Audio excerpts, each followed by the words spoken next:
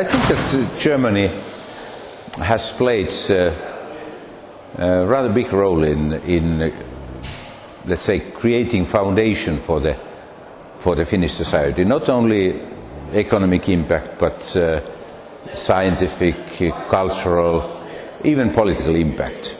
It started already during the Hanseatic League, so that even when Finnish towns were not members, they were not full members of the league, the impact of the league was visible, and it promoted progress, economic progress, trade connections, even cultural life in Finland.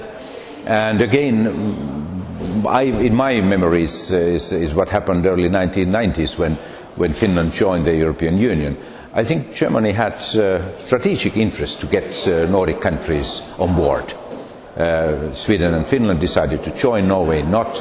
But anyway, expansion of the Union to the north was in the interest of Germany, because Germany had the feeling that they are like-minded countries, and in the same way we had the feeling that Germany is inside the Union like an anchor, providing us certain certainty and predictability for the future.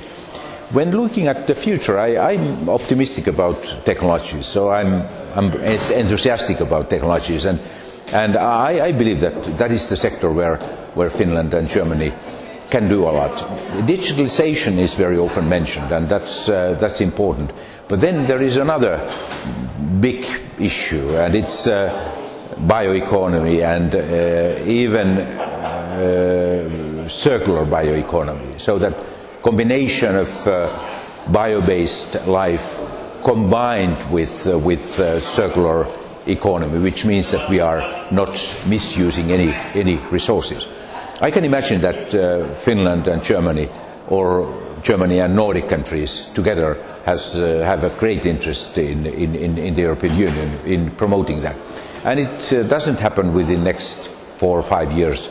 It takes several decades. So I'm optimistic that when this association is going to be 60 or 70 or even 80, we still have good reasons to celebrate. So if you look at the historical changes, technology is changing very fast. Economies are changing a bit slower, but quite fast. Societal structures are changing quite slowly. And the slowest factor is culture. And cultural identities and national identities are very strongly linked together. I think that the challenge of today is how to integrate and to create a link between national identity and global responsibility, or European responsibility. And I think all the political forces, established political forces, do have today difficulties to do that. And that's why we are now challenged by different kind of populist movements almost everywhere in Europe. But we have to find solution. And that's why I don't want to neglect national identities and national interests, but you have to be able to create new ways to work on the basis of them.